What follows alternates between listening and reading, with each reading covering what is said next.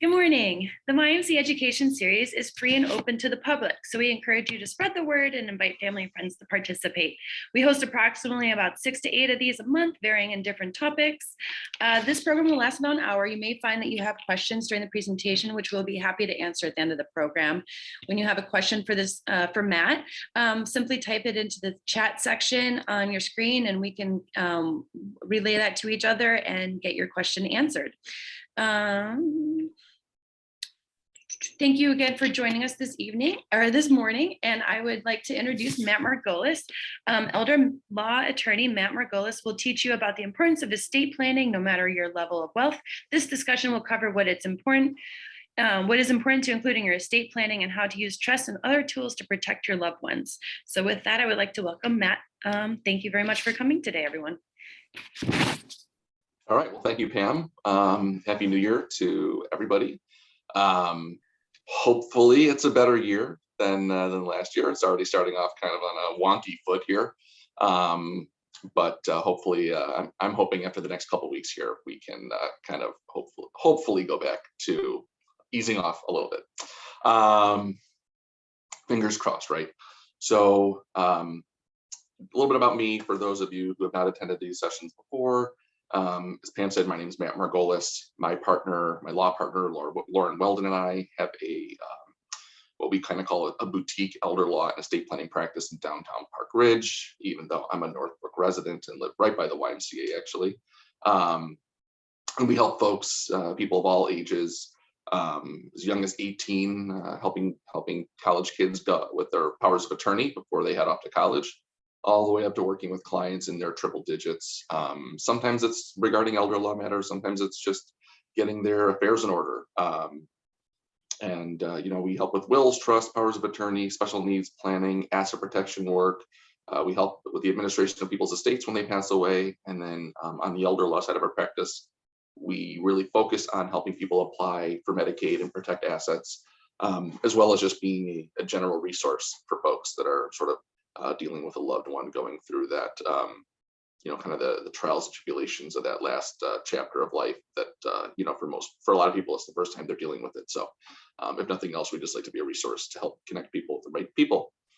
All right, estate planning 101. And then I'm going to sort of say, like, trusts aren't just for the PRITZKER'S, sort of what I typically add on to that title. One time, funny enough, I gave a talk at the North Shore Senior Center, and there was a relative of the PRITZKER'S in the audience, and I couldn't tell whether they got a kick out of me saying that or not. So enough with that tangent. So today's talk, really the way I describe it is, so when somebody calls our office and they want to meet with myself or my partner Lauren, and they're looking to do some estate planning, and they've never done it before, and they really don't know if a will is right for them or if a trust is right for them. And most people have this thing in their head that trusts are just for the PRITZKER'S, right? A lot of people have this idea without knowing much about estate planning that trusts are only for wealthy people, right? Because most of us have been more accustomed to hearing the term last will and testament or a will over the course of our lifetime. It's just one of those more familiar documents. And then whenever people mention trust, inevitably, people kind of think about, again, they kind of relate the idea of a trust to wealth. Maybe they went to college with a trust fund kid, right? I had this friend that was a trust fund kid, right? He never had to pay for anything. He never had to work. And somehow he always had the coolest stuff and paid for everybody's drinks at the bar, right? So again, we kind of have this equation, we kind of equate those things. And I hope by the end of today's talk that you realize that that is not true at all. Yes, trusts make sense for people with lots and lots of money because they can help avoid paying estate taxes or pay less in estate tax. But I hope you sort of understand sort of how a trust works and how it's beneficial for us normal people, or at least I will say that I'm a normal person. Maybe you guys are not. And back to where I was going, the information and the way I talk today, honestly, it will be as if you are sitting in an initial meeting with me. That's what I was getting at. So when people reach out to me and they want to sit down and discuss some estate planning options, the information I discuss in that initial meeting is identical to the information I will present today. It is the exact same meeting. The only difference is that there's, 10 other people, 9 other people, quote unquote, in the room with you. but the information I provide from start to finish is exactly the same. So you're all sort of getting like a one-on-one or, you know, 1-on-12 estate planning 101 meetings. So when we look at estate planning, we can kind of go in two directions. Oh, and I want to just kind of, one thing I want to say, if you can keep yourselves muted, I would appreciate it, just to cut down on any background noise. Also, I think Pam mentioned this, if you do have a question, it would be great if you could type it into the chat box. I know Pam asked that. You know, we've got a pretty hard stop at about 10 after 10. And so, you know, we've got 45 minutes, which should allow me enough time to get through everything, but I really want to make sure I get through the material. And if there's questions and time for questions at the end, I'm happy to entertain them. Put them in the chat box. If I do not get to them, I will put my email in the chat box, or maybe Pam can put that in if she doesn't mind. And then you can always email me your questions. Okay, I'm happy to, you know, if they're short enough, I'll give you a quick answer. If they're too long, I might tell you, hey, it's too long. This is something we got to get on a phone call for, etc. All right, so when we look at estate planning, there's sort of two paths, right? As I was saying, there's the idea of a will and the idea of a trust. But before all that, let's kind of talk about what leads us up to needing to do estate planning, right? At some point, we were all born, right? And for me, that was a little over 38 years ago, right? I was born, and even though my parents had some stuff, I didn't have anything. Now, as I went through life, maybe I started to feel entitled to some of their stuff, but it still wasn't mine, right? It was theirs. But as we've all gone through life, we've accumulated various assets. And I don't care how much or how little you have, I know that everybody that's listening to me talk today has something. Maybe you have a house, maybe you have a condo, maybe you have a townhouse. Maybe you have a checking account, savings account, money market, brokerage account, stocks. Maybe you own some vacant land somewhere. Maybe you own a second home somewhere. Maybe you have a life insurance policy, an IRA, a 401k, a 403b, right? Some kind of retirement account. The fact of the matter is we all have something. And most of us, okay, I've been doing this for 11 years now. And honestly, with the exception of probably one client, and I won't go into the specifics of it, most people that I meet with care about where their stuff goes when they die. They care about who gets it, whether they have kids or not, right? And actually planning with somebody that does not have kids can tend to be a lot more difficult than planning with those that have kids, right? Because when we have kids, it's sort of like, well, who's going to get our stuff? Yeah, our kids, right? We just kind of, that's the way people think, right? We think, well, of course, when something happens to my wife and I, it'll go to our kids. But when you don't have kids, it becomes a lot more difficult, right? Do we want to leave it to our nieces and nephews?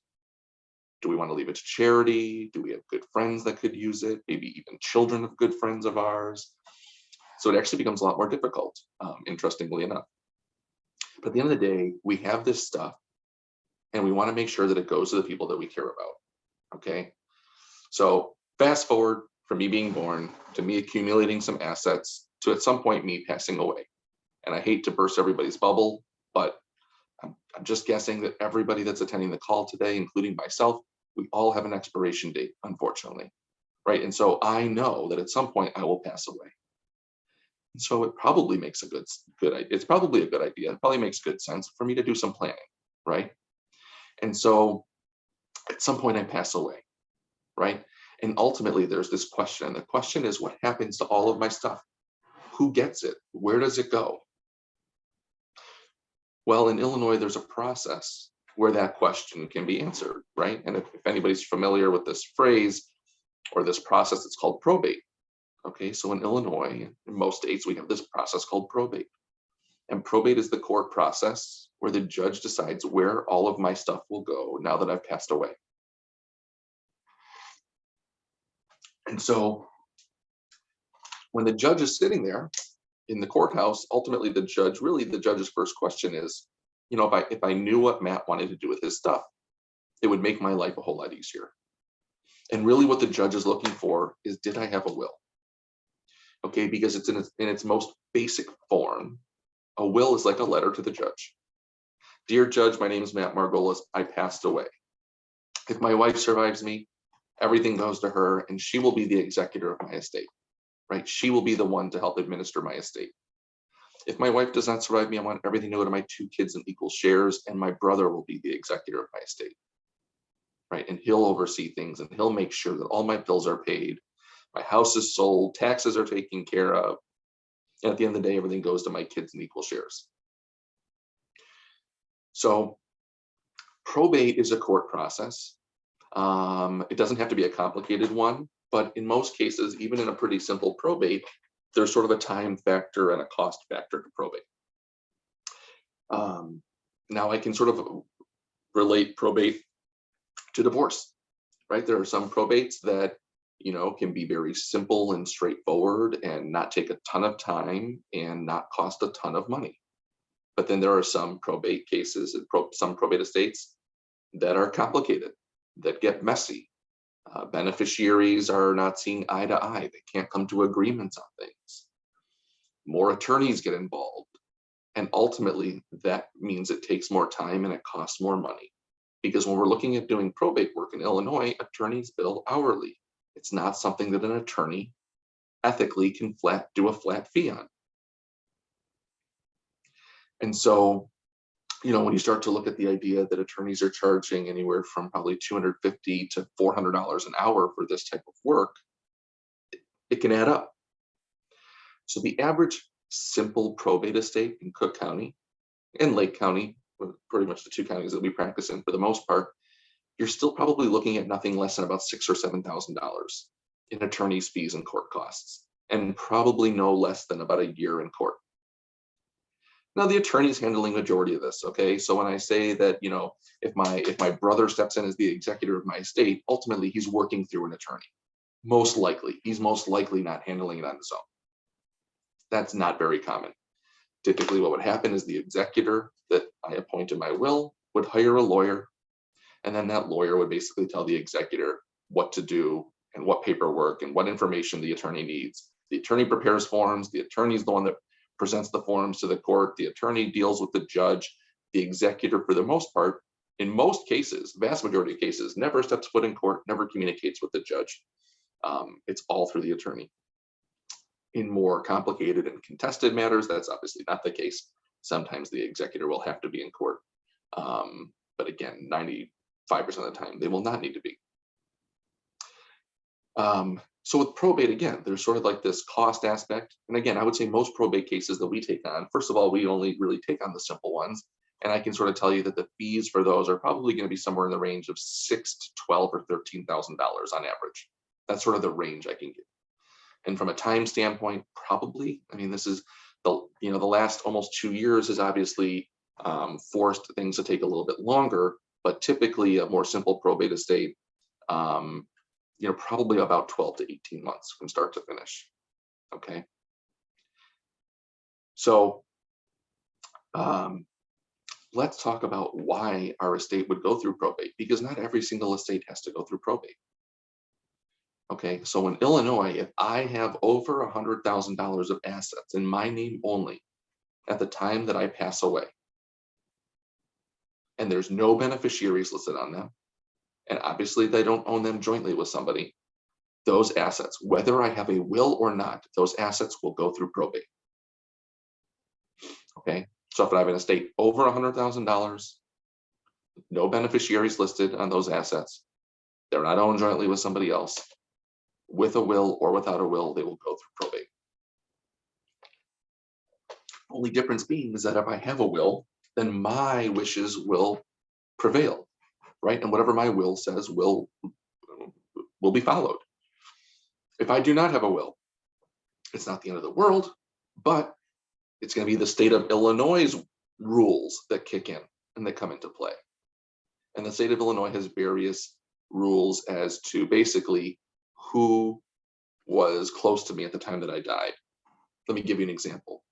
If I am married with no kids and I pass away without a will, everything goes to my spouse. If I'm married with children, it does not matter how old those children are, half of my estate. Now, this is half of what's in my name only, right? So if I'm married and we have joint assets, anything that's joint would go to my wife. Okay, I just want to be very clear on that. But anything that was in my name only that did not have a beneficiary on it, half would go to my spouse, half would go to my kids in equal shares. If I was not married but had children, everything would go to my children. If I was not married and had no children, everything would go to my parents if they were still around. And if I was not married and had no children and no parents, I believe we start to look at, I think it goes to my siblings. And then after my siblings, it would go to my nieces and nephews. From there, I can't really tell you. So there is a default in place. And for some of us, it just might work out where that default is what we would have wanted to have happen anyway. But I can tell you that most people don't love the idea of probate. Typically, when we present clients or prospective clients the option of a plan that will very likely involve their estate going through probate and a plan that does not, I will tell you that the vast majority, probably 95%, if not more than that, to be honest with you, will choose a plan where probate will not be involved. And again, it's not because probate's the end of the world. I do not want to paint that picture for everybody. But as I mentioned, there are costs involved and there's a time frame involved. And at the end of the day, I'm not the one dealing with it, right? I'm not going, when I die, I'm dead. Who deals with probate? My wife, my kids, my brother, whoever it is that I've left behind, either as a beneficiary or somebody that's going to be in charge of my estate. So the way that we avoid probate for most people, the way that most people avoid probate is through the use of a trust, right? And this is why trusts are not just for the PRITZKER'S, right? Because it's not just people with a lot of money that want to avoid probate. And so at some point, attorneys much smarter than me, I know it's hard to believe, came up with this idea of a trust, right? And this concept of a trust, I can't tell you what they were thinking at the time, but it's basically turned into a way for us to help people avoid probate, right? Whoever came up with the idea of a trust was sort of thinking, how do we avoid this court process?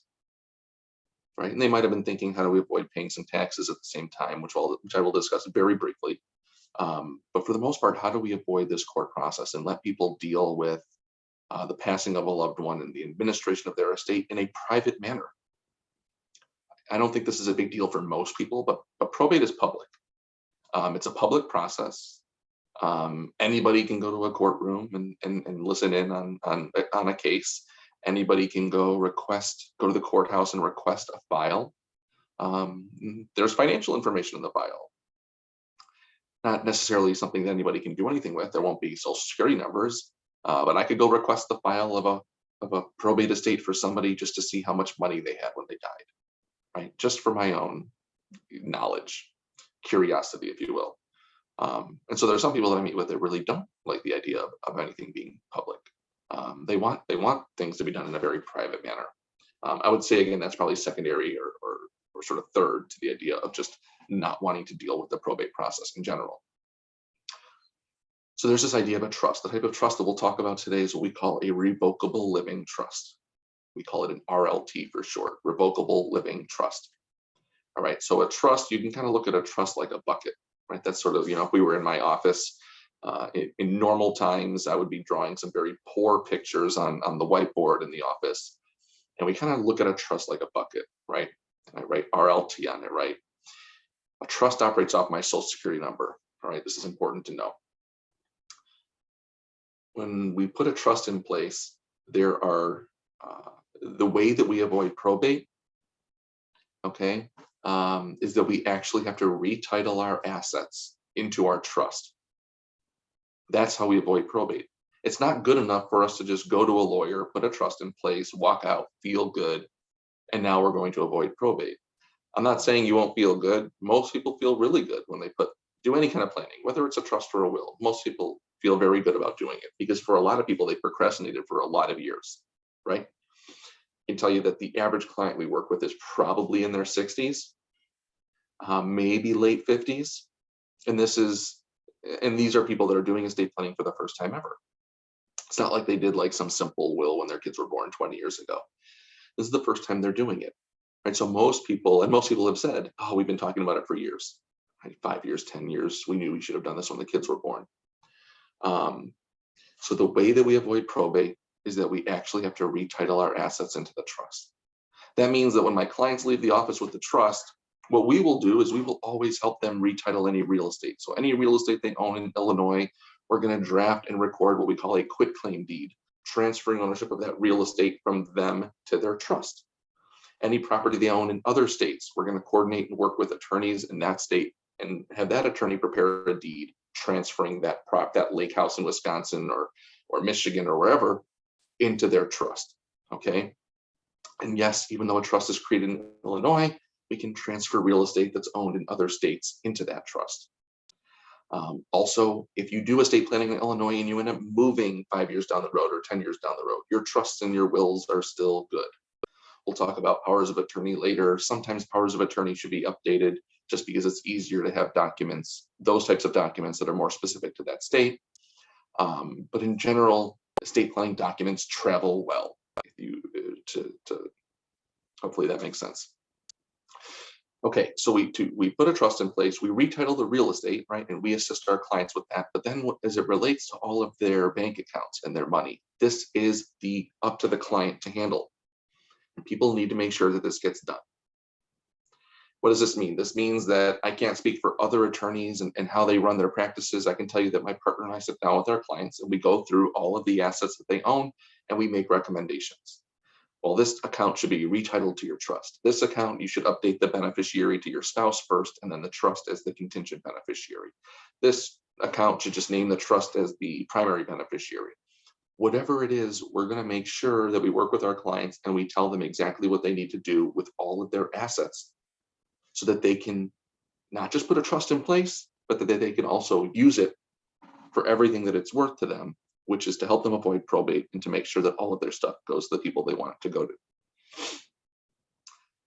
As a rule of thumb, most non-retirement accounts, checking, savings, money market, stocks, bonds, brokerage accounts with our financial advisors, those would actually be retitled to the trust. So the trust would now be the owner of those assets. And as I mentioned prior, the trust operates off my social security number, so my taxes don't change. Literally from a tax perspective and IRS perspective, the IRS doesn't even know that I have a trust. It doesn't even matter. My social security number still controls. Okay, so nothing changes in my life. As far as retirement accounts are concerned and life insurance policies, that's where it kind of depends. In some cases, we might name the trust as the primary beneficiary. In a lot of cases, we'll name the spouse as the primary beneficiary, and then we might name the trust as the contingent beneficiary. We might name the children as the contingent beneficiaries. Typically, a lot of that kind of depends on how old our kids are and whether we want our kids to maybe have control of the money if something happened to us sooner than later, right? So in general, the trust is going to be sort of intertwined with most of our assets, again, with the exception sometimes of the retirement accounts, the IRAs, the 401ks, the 403bs. But again, this is all something we discuss on a case-by-case basis. By no means am I telling anybody that something should be the beneficiary of anything at this point. None of this information, don't take any of this information to heart or for your situation specifically, because we would need to advise on that. So we want to make sure that the trust is funded. And the trust being funded is what I'm talking about right now, right? It's the idea of getting everything titled in the name of the trust.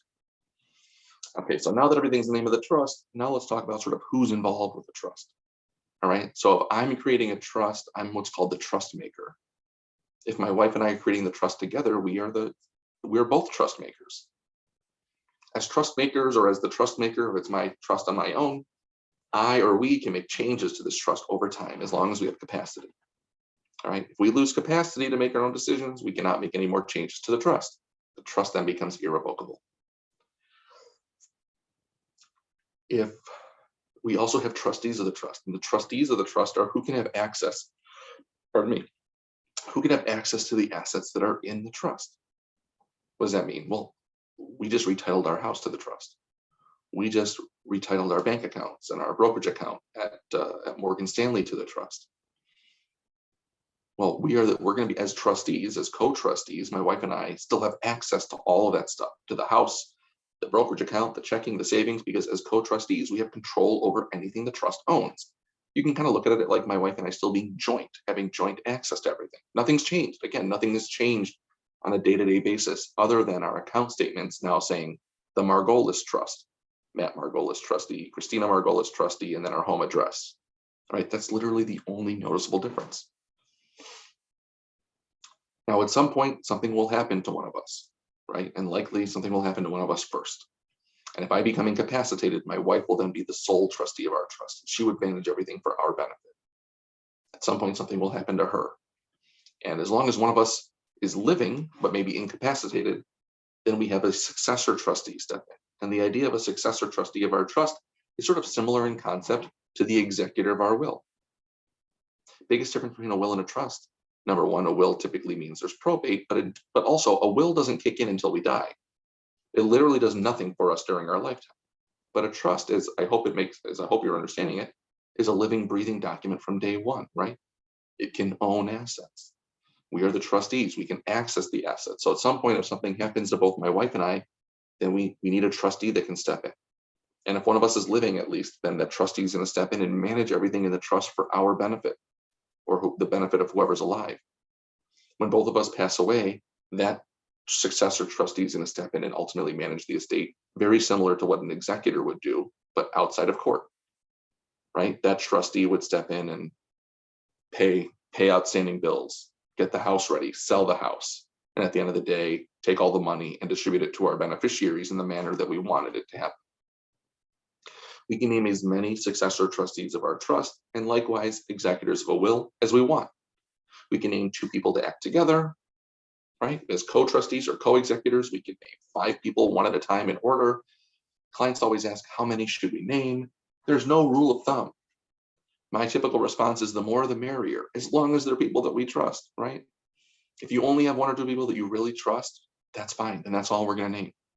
If you only have 1 or 2 people, I might suggest the idea that we put a bank or a trust company as the third option, just in case that when it comes time, those 2 people aren't available or aren't willing.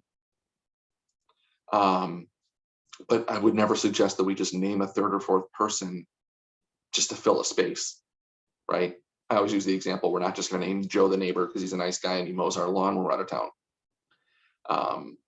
We want to make sure that we're naming people that we trust, right? No pun intended. So we have successor trustees, right? And that person's going to step in and administer our estate when we're unable during our lifetime, and they'll help administer it when we pass away. Now, briefly, I'll just discuss the idea of when we have what's called a taxable estate. So in Illinois, we have a certain estate tax limit, okay? And the estate tax limit is $4 million. That means that at the time I pass away, if I have over $4 million, then there will be tax that's due on anything I have that's over 4 million. And there would be a tax on that amount, and it's a percentage based on how much over 4 million it is. Those taxes will be paid, and then the rest of the money would be distributed to my beneficiaries. Federally, as far as the federal government, it's like roughly $11.2 million. To be honest, I don't know the exact amount. Once somebody gets up into that range, they're not even a good client for us. We don't do that type of planning. But for the federal government, if my wife and I had a $20 million estate, we'd actually have no federal estate taxes, because you can double the 11.2 million. And so upon the passing of the second of us, that person could technically pass on $22.4-ish million tax-free federally from federal estate taxes. That tax is considered portable. Portable meaning if my wife doesn't use any of that exemption during her lifetime, I get to use the combination of both of ours at my death. Illinois' $4 million number is not portable, which means that if my wife and I have a $5 million estate, for example, and she passes away and we have a joint trust, let's say upon my passing, it's still at $5 million. $4 million will go to my kids tax-free, but that $1 million will be taxed at about, I think it's about 26 or 27 or 28, somewhere between 26 and 28%, I believe, that first $1 million. So there'll be a $260,000 to $280,000 tax bill on that $1 million, and then the rest of it will go to my kids. And so what we do in situations where we've got clients that fall into that category, I would say it's a good problem to have, right? Most of us don't have that problem, but for those that do, we could have worse problems to deal with. Typically what we do is we set up 2 trusts, or at least we're going to recommend that we set up 2 trusts, and we try to divide the estate. And here's the concept, okay? And I said I'll be brief, which I will. The idea is that we try to divide it, and we just want to make sure that neither trust has over $4 million in it. So let's just say that my trust has 2 million, my wife says 3. I pass away first. When I pass away, my trust at that time gets a taxpayer ID number. It then starts to have to file its own tax return. But my wife would be the trustee of it. She could still access all the money, for her benefit of herself and our kids. And then upon her passing, her trust would go to our kids and my trust would go to our kids tax-free, because the $2 million in my trust never got added onto her estate. So that's sort of the concept of it. I told you I'd be brief. That's all I'm going to say. Obviously, everybody's situation is different, but these are this would be one of the reasons why we would look at putting two trusts together with a married couple. And sometimes there's other reasons where it's a third or fourth marriage, and couples don't want to commingle their assets, and they both have children from prior relationships. And so in those cases, two trusts also make sense. It may not be a dollar amount thing. The reason may not be for the amount of the value of their estate so much as it is just what they're looking to accomplish from an estate planning perspective. Again, while there are a lot of sort of common issues and aspects that arise in estate planning, obviously we look at every situation differently, and it's totally based on the person that we're working with. So we've talked about the trust maker, right? Who's creating the trust, who can make changes to the trust. We've talked about the trustees, right? Who can have access to the trust assets, who can help administer the estate when the trust makers pass away. Now let's talk about beneficiaries, right? And the way I discuss beneficiaries right now will be very similar to how beneficiaries work in a will, okay? So when we have beneficiaries, they sort of fall into three categories for the most part, right? We have charitable beneficiaries. We're leaving money to some kind of charity, religious organization. Maybe it's our alma mater where we went to school.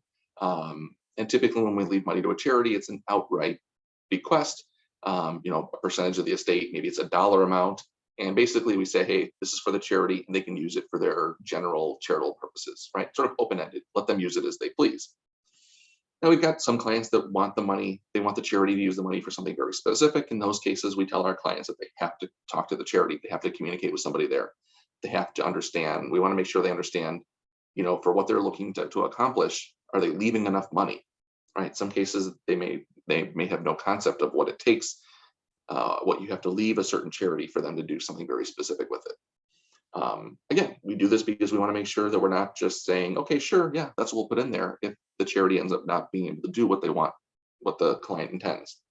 So one bequest is to charities. Then when we look at individuals, there's sort of two different paths we can take, right? So we can leave money to individuals, whether it's our siblings, our children, our grandchildren, our nieces, our nephews, our friends.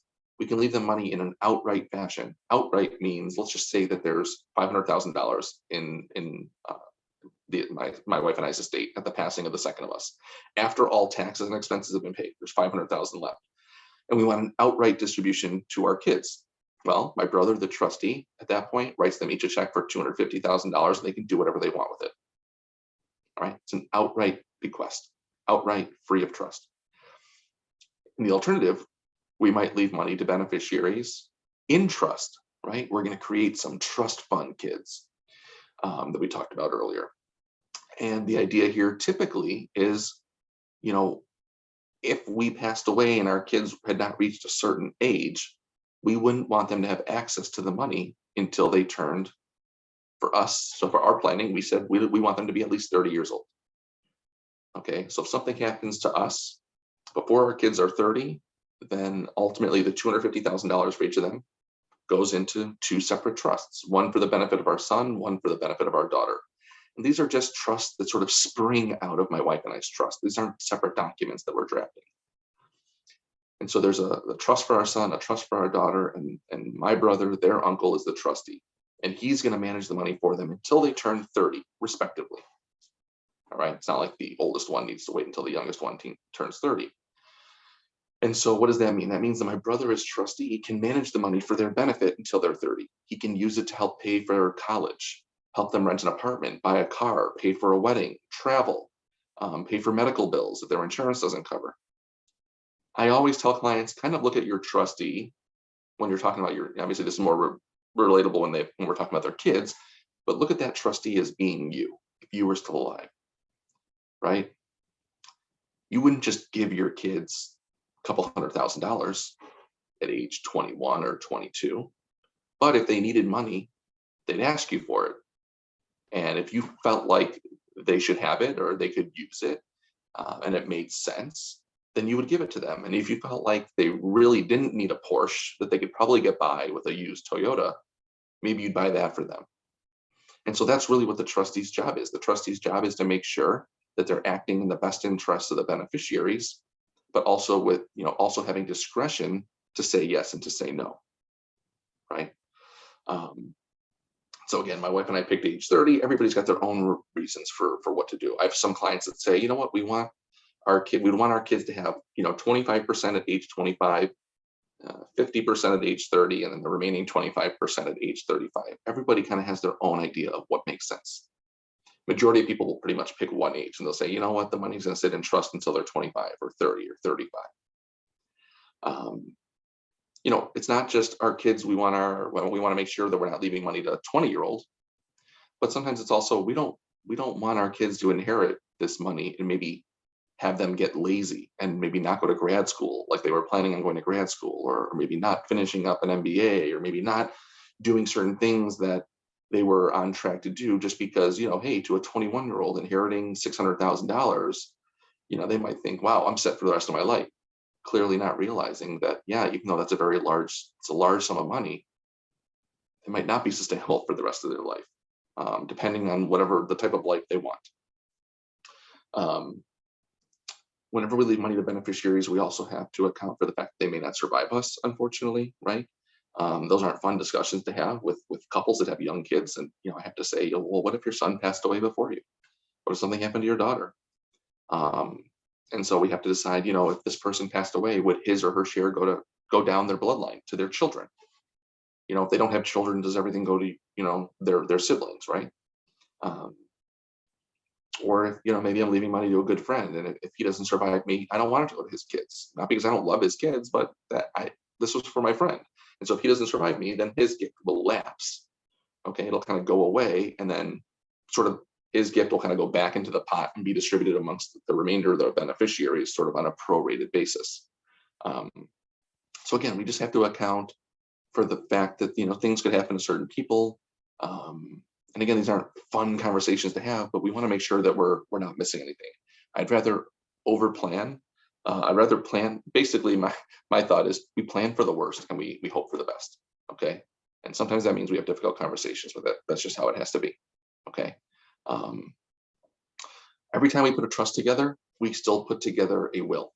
Okay. We call it a pour over will. And the idea behind putting a will together with a trust is because, like we said in the beginning, the main point of a trust for most of us is not going to be to avoid estate taxes. It's going to be to avoid probate. But here's the thing, some people that put trusts together don't take the attorney's advice. They don't go to the bank and retitle their bank accounts. They don't go to their financial advisor at Morgan Stanley and retitle their brokerage account, even though we advise them to. We just know that will happen, right? Because short of holding our clients' hands and walking into the bank with them, we can't guarantee they will do these things. We tell them that we're here to help them. We tell them that we're here to answer questions. And that's not just like in the next 6 months. You can call me whenever you want. But we know that people will forget. We know that people procrastinate. I also know that there's attorneys out there that do what we do that don't even provide this advice. They put together a trust for a client and then they don't explain that they need to fund the trust, right? Shame on the attorney. Because we know that might happen. So if I have a trust in place, but I never retitle a certain account of mine, that's over $100,000, or I buy a second property. This isn't uncommon. Clients, 20 years after they do their estate planning, they go buy a second house in Michigan or Wisconsin, and they never title it in the name of the trust. And they never tell the attorney, they never tell us, they never tell their attorney that they did it, that they bought that property. So they pass away and they have this asset, whether it's a property, whether it's a bank account or an investment account that's not in their trust, that account or that piece of real estate will still go through probate, even though they have a trust. And so this pour over will is sort of like a safety net. This pour over will kicks in, and basically it's a really simple will that says, hey, judge, there's this asset that's going through probate, but I have a trust in place. So at the end of the probate process, this asset is going to pour over into the Matt Margolis trust, and then my trust will distribute it according to its terms. But we're still going through the whole probate process, folks, just to make sure you understand that. So the way I describe it, it's a safety net that I hope we never have to use. And then lastly, with a pour over will or with a will in general, this is also where we name guardians for minor children. So if we do have minor children under the age of 18, this is where we name guardians, right? Who will take care of them in the event that something happens to us. I'm going to try to get through the last couple documents here briefly. That's really a will and a trust, okay, in a nutshell. Anytime we're doing any kind of planning, and this is probably not just us, this is a lot of estate planning firms would do this as well. We look at putting together a few other documents, right? We kind of do this as a package, and most people do it this way. So we look at the will, maybe we look at a trust and a will, and then we're going to be looking at powers of attorney for healthcare, property, a Hipaa, and a living will. Okay, so in Illinois, we have two types of powers of attorney, healthcare and property. Healthcare power of attorney, very simply, is a legal document where I'm naming somebody that can make medical decisions for me in the event that I cannot make them on my own. I can name as many people as I want, but it's one at a time in a particular order. Okay, so it's a little different than naming executors of a will or powers of, or trustees of a trust, where I said that we can name co-trustees or co-executors. Powers of attorney, it's one at a time, right? So I can name my wife as my primary power of attorney for healthcare, my agent, she's called my agent. But then if she can't do it, then it's my mom. If she can't do it, it's my dad. If he can't do it, it's my brother, and so on and so forth. Again, I can name as many people as I want, but it's one at a time. I also want to make sure I'm naming the right people, right? I've got a lot of clients that say, oh, name my spouse first. And then I'm kind of basically, a lot of clients will be like, basically it'll be my oldest to youngest kid after that.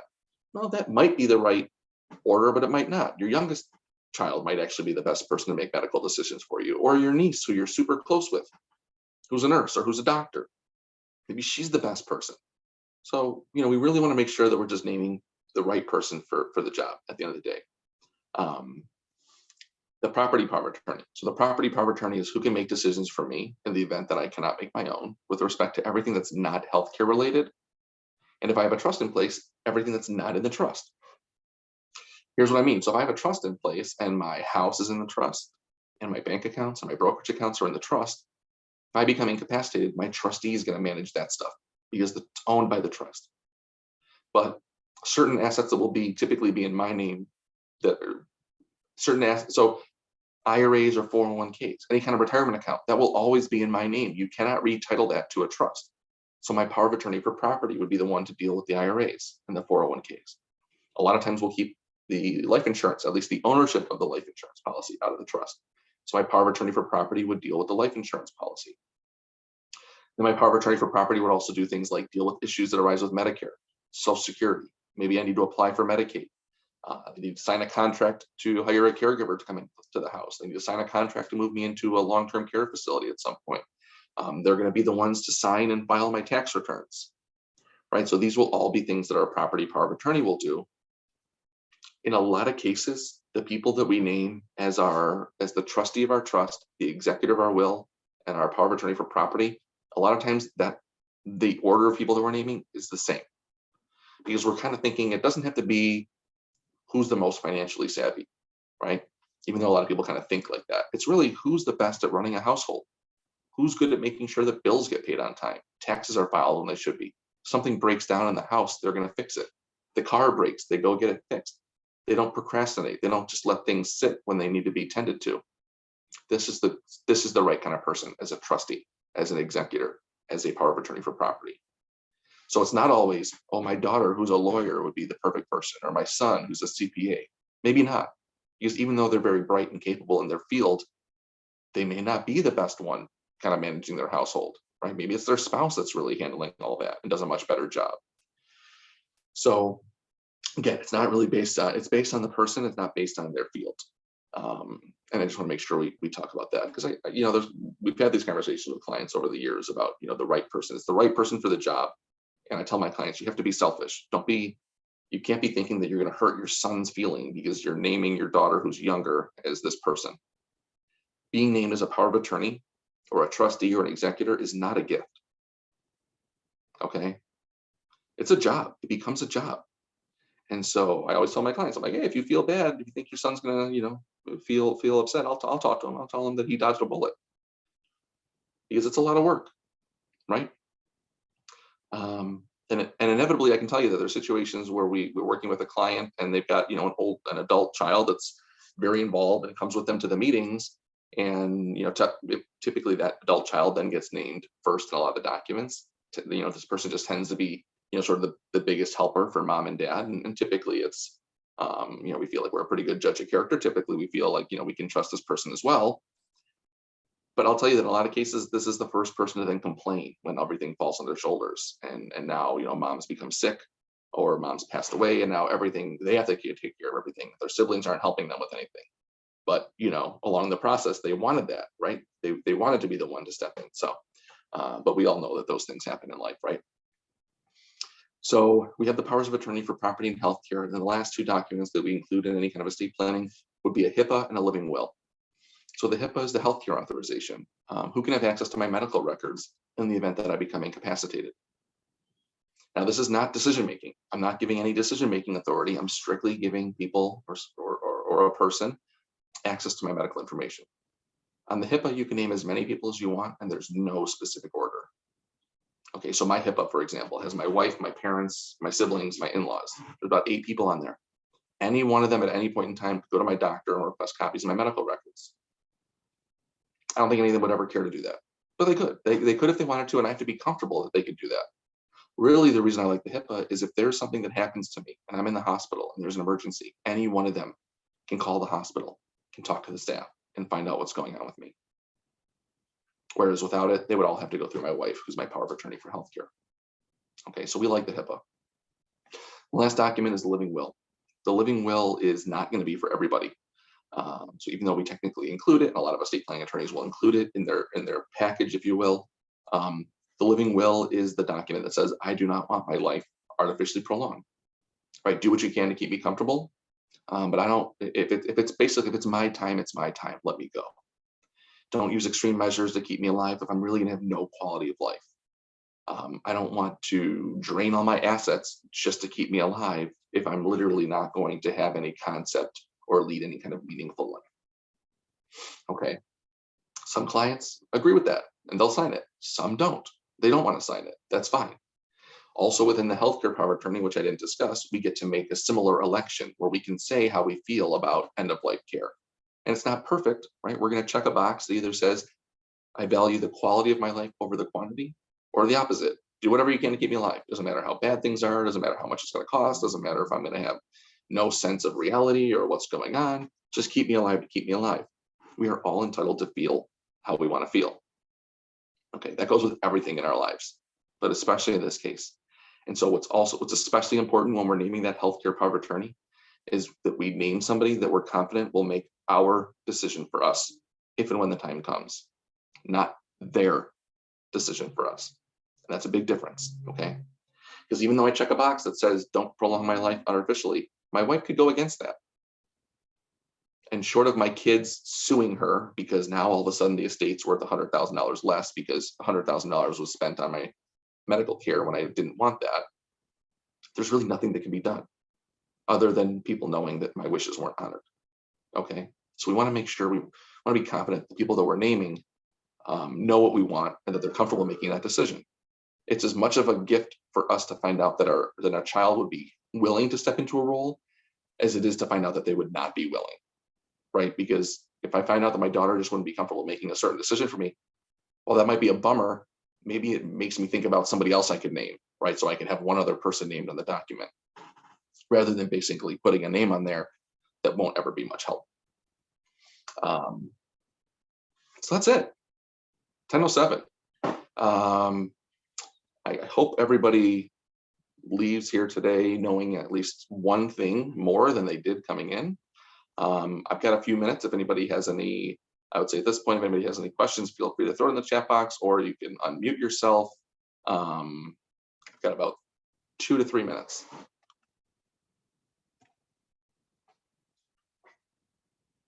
Not everybody at once. You're welcome to speak up or send a message.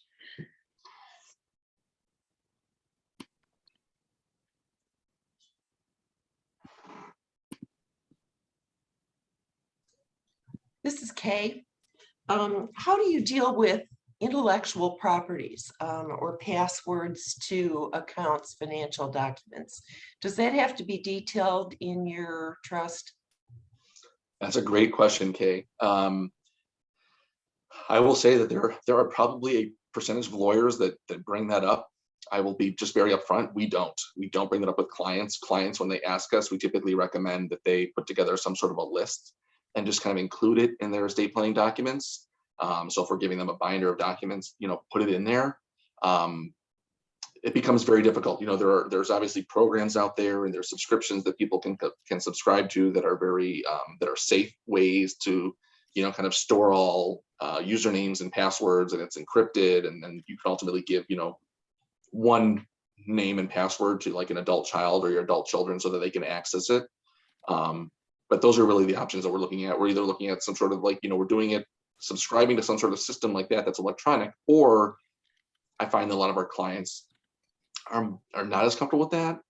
Even the more tech savvy ones, and some of them might opt to say, you know what, I'm going to make a list. I'm going to make a spreadsheet that I'm going to update over time. I'll include it in my documents, and it's going to list, my username and passwords. Kay, you're right. It's a big factor, especially when it comes down to, shutting down social media accounts. It's definitely a big issue because, you see that there's a lot of accounts that sort of remain on Facebook, for example, after somebody passes away, because it's very hard to remove that account unless you had the name and password for that person. So really great question. It's sort of, we solve it on a case-by-case basis. I have another question. Can we specify a dollar amount to be paid to the executor? So after all our charity distributions are made and debts paid, that the executor ends up with something? It's a really good question. I'm going to answer this question, and then we'll have to call it for today. And if there's any other questions, please look at my my email address is in the chat box. Pam put it there. Yeah, Kate, great question. I don't typically love the idea of this. I love to solve for it. And so this is one of those things that we can definitely solve for with certain language in the document. The reason I'm hesitant to put a dollar amount is because, let's say a client says, I want to leave the executor $20,000, just making up a number. Well, the reality is we don't know what they're going to go through in their role as executor or trustee, for example, right? What if it's trustee of a trust and it becomes a very simple administration of the estate? Maybe they spend 20 hours of their time. If we're going to leave them $20,000, do we want to leave them? Do we want to be paying them $1,000 an hour for their role as trustee? And maybe the answer is yes. And of course, these are just things that we want to talk through. So again, I guess my short answer would be yes, you can do it. I think that in most cases, I like to solve for it in different ways, because the other thing is, like, what if one person serves as an executor and then they do it half the time, and then they step out of that role because something happens in their life where they can't continue on, and then the next executor has to step in. So there are things that can happen where maybe the buck gets passed to the next trustee. How do we solve for it then? What I will say is that in Illinois and in all of our documents, we have language that says a trustee is entitled to be compensated reasonably for their time. And so, right off the bat, when somebody reaches out to us, let's say a client passes away and their adult son or daughter, who's the trustee or executor, reaches out to us, we will always tell them, you have the ability to charge for your time. If you decide to do that, though, you need to keep records of it. You need to keep an Excel spreadsheet. Let's figure out an hourly rate that we believe is reasonable, right? Maybe it's $25 an hour, maybe it's $50 an hour. I can tell you what it won't be. It won't be, you're a lawyer and you charge your client $700 an hour. You're not charging the estate $700 an hour. But we might back into it that way. And so typically I'll tell my clients that the executors have the ability to do that. A lot of times they won't put that dollar amount in, again, because we don't know if that dollar amount is going to be too much or too little. But we can solve for it for sure. Sorry, I don't mean to be wishy-washy. Everything is very specific to the clients, and this is why I recommend that people work with a lawyer when it comes to doing their estate planning. I don't care if it's me, but this is why we recommend working with a lawyer and not going on LegalZoom or Rocket Lawyer or trying to do it yourself, because there's a lot of sort of intricacies that can come up in planning that people just some of these programs aren't equipped to solve for. So great question. Thank you, Matt. And yeah, again, I put his email in there, and you can always email me to help follow up. All right, this concludes our YMCA Education Series presentation on behalf of the North Suburban YMCA and our YES series. I thank you for your support in organizing organizations like this and programs like this. Special thank you to Matt Margolis today. Thank you, Matt. Matt will be speaking on February 2nd about understanding Medicaid and how to protect your assets, legally.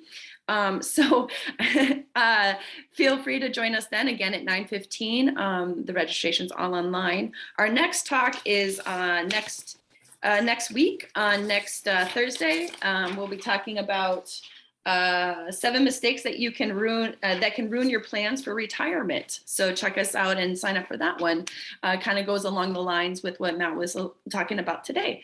Awesome. So thank you so much for joining us. We hope to see you at our next series. If not, we'll see you next month. Thank you, everyone. Have a great day. Bye. Thanks, Matt. Bye, everybody.